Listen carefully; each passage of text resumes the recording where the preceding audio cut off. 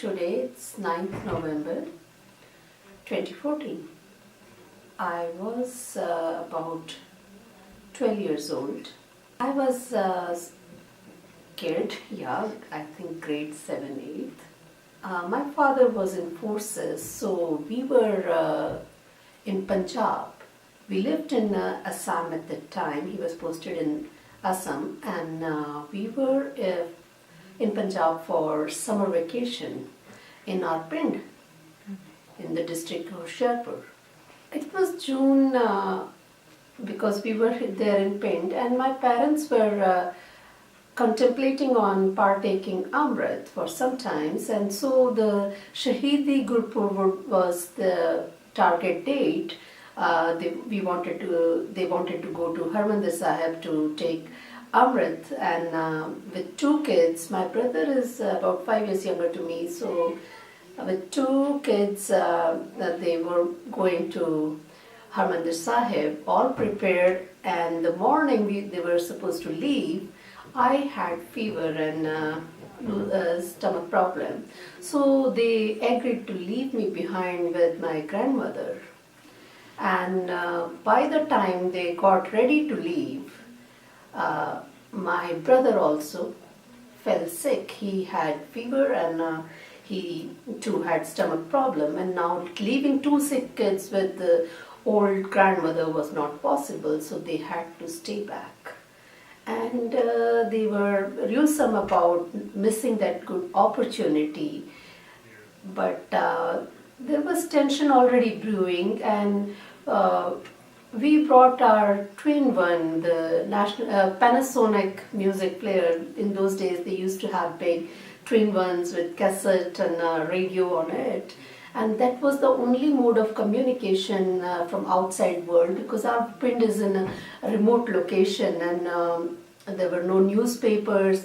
Radio was one medium of getting the news, and listening to BBC was my parents' favorite hobby, and whole of the pind would gather around in our courtyard in the evening to listen to, because the twin one was quite an attraction, and then they had the political talk. Women didn't participate in all that. They would sit in the backside somewhere, and all the men, and we were kids, so we will be in and out jumping, and they will tell us to sit down. So since we came to the pind for the vacation, every evening listening to BBC was a common ritual. So they were already listening, and they were already following that there was tension. And then there was already forces employed in Hariyabela Gurdwara. That's a big Nihang seat in Hoshiarpur district. So Indian Army was already sieging that place, we can say, and there were hardly any buses we could see moving around. Movement was pretty dull. Yeah, so that's when Mark Tooley broke the news about attack on Sri Harmandir Sahib. As a kid, we were very protected, but this kind of news, because now that listening to BBC became a longer ritual, just not at the evening, so everybody was glued, and we were mesmerized what was going on around in the adults. I could hear about violence and about Hariyabela and the Indian Army, and then there was news about some Sikhs from the battalions had taken their convoys and changed directions to head towards Harmandir Sahib. That was the news I remember. I remember lots talking about lots of violence and bloodshed. Yeah. In a way, because we didn't understand much, we were there for vacation, and then all of a sudden there was a talk, how are we going to get back to our unit that is in Assam? It's a 5-day journey and 3 trains. How do we get there? So that was big, stressful with the parents, and in your heart as a kid, you think, oh my God, what if we couldn't go back? We'll have to live for all our lives in Pind and we don't have our books with it and our things, and our life was back there at the unit. So yeah, it's a kind of fear, and soon we 10 days, maybe 10-15 days later, we took the trains back. It was difficult getting back. All through the way, it was stressful. I could see, I still remember the stress my parents were carrying. So that was impacting us. As it moved far from Punjab, we could see, sense, earlier, all my life till then, we had been moving in all around country. Everybody would be, Sardarji, aaiye, baithiye, Sardarji, Sardarji. And now people were getting away. My father is a turban Sikh. So they were moving away, and there was a kind of distance and tension you could sense. When you travel in first class, you are in the coupe. So we had, yes, we parents were extra cautious. They had the chain, that padlock kind of thing with the cycle chain. They at night, we not just at night, all the time we kept our coupe locked. I had already started grade 8th, I guess. Yeah, I was in middle school. We came back from school and there was tension because there were no phones or as such. There was a phone in the principal's office, I guess. Those days were, Assam was, we didn't have TV. The TV had just, first TV was in 1984 summer or late. So very few people had TV and all. Yes, when we came back home at 2 o'clock, so there was tension, and father came home and said, this has happened. And so I remember him telling mother, no, he didn't come at 2 o'clock for lunch as he used to. Came many hours late. Later he told mom that he did not know what was going on, but he was asked by security staff, sir, you can't leave. So he was to take command of some important dignitary who was going to come visit, and he couldn't do that, and he was said, no, you have to wait here. So later on he came to know that they were checking him out. So he's a turban Sikh, and he was the only turban Sikh who was going to be leading the parade there. So yeah, you could see that.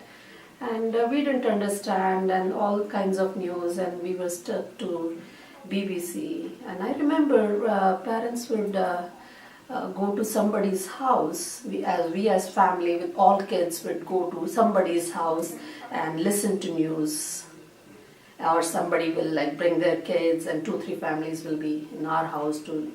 So it was safe in a way, and on the units it was a safe guarded place, but there was a different kind of tension in there, and soon we could see that tension percolating into our lives. So all of a sudden we became pariahs and pre-teens, and all of a sudden we were Atankwadi. We didn't even know what was the word Atankwadi, and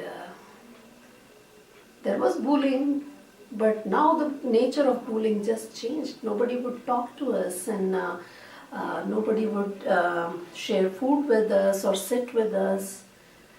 And there was one Sikh boy in our class, and he had patka. So they would pinch his hair, and kind of harassment, really heartbreaking harassment. And out of 3 girls, we can be identified with our kutta. We have 2 plaits, well-oiled plaits, so you can tell this is a Sikh girl. So they were quiet, silent, but I was pretty vocal. I would say, why are you saying that? What did we do? So they picked more on me, to the extent that there was this teacher, history teacher. I made a poster for the class project, and he gave me less marks, and I asked him why did he do that. And somebody else got the project done by his older sister who was doing teaching degree. I said, I made my own thing and you didn't give me this mark, and you gave him full. So I confronted the teacher. I was vocal even as a kid. So at that time, all of the next thing he was mad at me, and next thing I know is next day I'm called into principal's office. And my principal says, here it's a note on your diary, tomorrow you're going to bring your father to the school. My father asks me, I'm very scared, shivering like a leaf, and I go there, and my dad, why I'm called to your school? I said, I have no idea. So you picked up a fight with someone. I said, I don't remember. They have been teasing me, but I don't remember. And then he goes there, and he's already mad at me that I did something, and we do not know what I did. We go there into the principal's office, and this teacher is standing, and she said, I will take revenge on you. I did not even know the word revenge. And I was like, what is revenge? Yes, we studied English, but not so many words. I had not gone to that word yet, but yeah. So I didn't understand, and my father was mad at me, and he said, say sorry to him and you will not repeat this and all. That harassment became so much. The school kids were teasing me, and this teacher was harassing. In a way, I really wanted to die.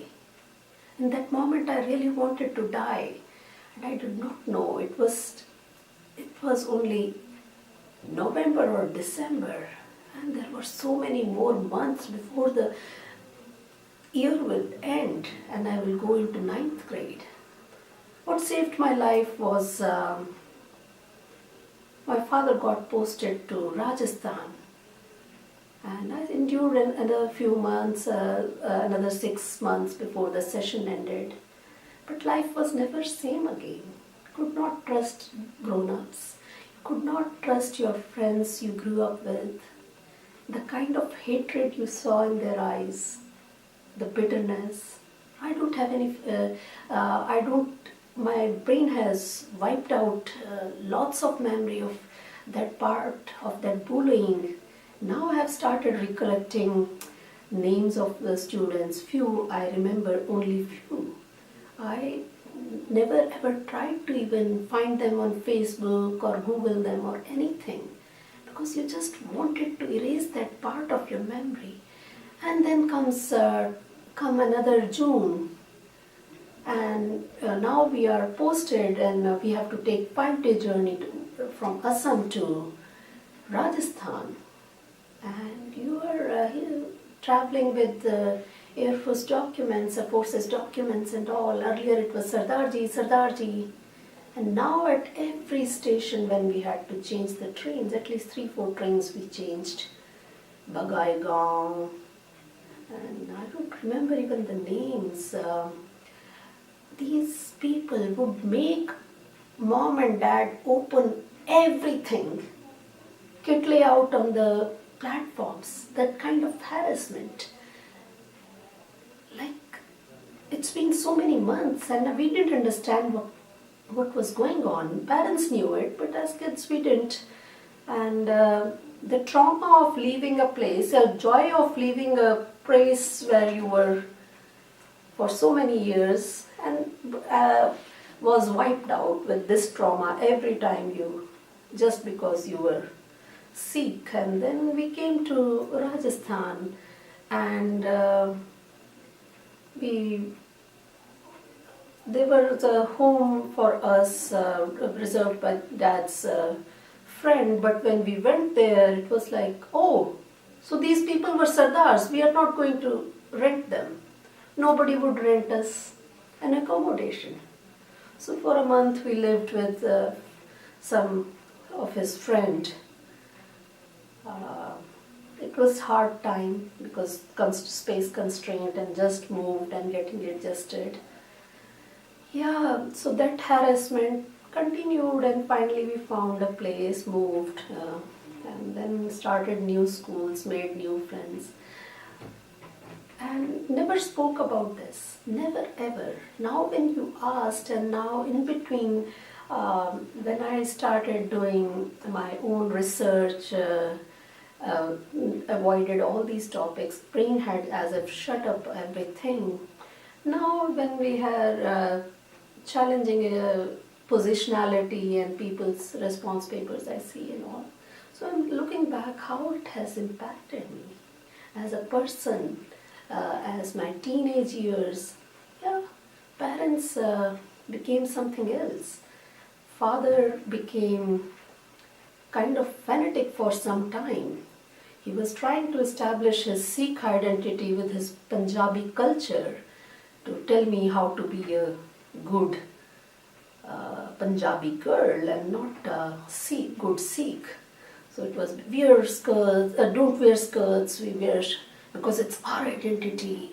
So that kind of bitterness, rigidity, that it took us 20 years to break his rigidity and work on things. All of a sudden, like life was totally different.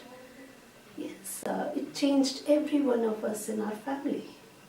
It changed my relationship with people, grown-ups, peers. Yes, I could never again trust a person in authority. You felt you didn't belong anywhere. I will try to point it out to you that this happened on 1st of November, 31st of November, sometime 3rd of November. I'll never forget because one of the people from our unit, he and his son were taking vacation to Punjab. They were on the train and they came back and their hair was cut. And I remember around Patna, people mopped their coupe and all. So he removed his turban and cut hair with whatever he got, and with the camping knife. And his son's hair were gone, and they hid in the a small bathroom there. And they barely managed. He could only save his identity card because that was his passport to safety. Anyway, they made it to the unit. This happened in Patna. Patna or somewhere in that belt. I don't remember. The word Patna sticks in my head. And they came and they told the story of gruesome murders and gory blood tales and everything. Yeah, that part you were talking, so it came to me. My brain had totally locked it out, and then now I remember that boy was they had 3 sisters, and he was the youngest brother. And then soon after, before we left the unit, he had some kind of disease where he was dying. So I remember as a kid that he was dying because God is punishing them because they cut his hair. So there were so many things. Yes, it changed everything. How you were sick, how were you to be sick, and that impacted me so much that I go by name Dr. Simarjit Sahota. In grade 10th, I refused to use the word Kaur because it will give away my identity. And I will be discriminated. So my name is my name and the last name. And today, looking back, it is like I go by Simarjit Sahota, and in documents, but I am Simarjit Kaur. That is who I am. So part of my identity was snatched. It changed everything. You asking me this question, just brings up so many things. I had blocked it out because until we started speaking about it, now I may have nightmares about all the bullying I received and all the pictures I had seen, and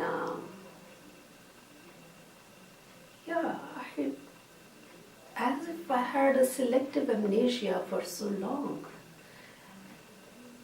I participated in protests. I stood up in unity and all, but still, this was a part that I never shared and never spoke about. But I could sense it, that my standpoint and everything is impacted by it. Yeah, maybe it will trigger some nightmares or some reaction. Yeah, I had totally forgotten this part of my life. Now we all know what was the politics of it. As a kid, you didn't understand. You were only told from others who were bullying us would say, oh, they had guns in there, they were terrorists, and they had pregnant women in there. Now I remember, even when I was doing my PhD, there was this lady she was in her 60s, they were good friends, and then they said, oh, they had pregnant women in Harmandir Sahib and this and that. So that changed our relationships. You come to know how the good PR had maligned the Sikh identity, that how long do we have to go to erase that and correct the malicious lies they have told us. And we all know, be it the Green Revolution or model of development that emerged from Punjab, that is, the fallow lands tell you the story of the politics they have played on the Sikh land and the Sikh identity. Yeah, you guys are not even aware of it. And you wouldn't have heard anything about 1980 massacre, Nalli massacre. In Assam, a village there were 3,000 people were wiped out, murdered between the Brahmaputra river and wiped out overnight by Indian army. Who was sent there? Turbaned Sikhs. The turbaned Sikhs are the only people in any forces you can identify. Rest everybody looks alike. You can say this is Sikhs. So our identity was already being used as. Why hasn't the world heard about Nalli massacre? We don't talk about it. We know about 84 because it happened to us. And still, it was more malicious lies and PR propaganda they had used for it, but nobody talks about state atrocities on Nalli. So state has been acting in a way to systematically eliminate any challenges produced by subaltern. Minorities, whoever are going to pose a question of asking why we are being exploited and defranchised and kept on the margins, they are going to be treated this way. Where do we go from here? 30 years, not one apology. Token lip service of the governments, and they had this hope that the other government will come, and they stayed for 10 years in power, and Akalis had Bhagavat relationship with them. What did they do for it? Nothing, not one thing. So the thing is, they are not going to do anything. We have to keep knocking the doors of justice, but at the same time, we have to come to a point where we do not forget our history, and we also take care of the people who are directly impacted. We have lost 2 generations. We have lost 2 generations in this, and the film Widow Colony reminds me how those widows still are not given any kind of support that would be sustainable over the years. It's a stopgap patchwork work that doesn't work. We need to take care of our own people.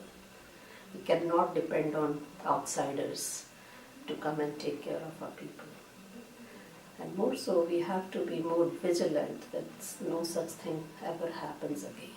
Yeah, so I was telling you about Nali, and then we all know about 1984.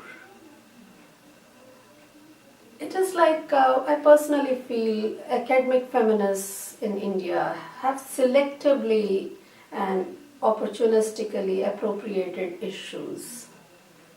Not much has come out of it. Nobody talks about Nali. The women are still alive. 3,000 people were killed overnight and not a report. You have to dig internet deep to find one. It's not that no survivor was there. Somebody survived to tell the story. With us, our survivors are there. Now they are appropriating the stories of 1984.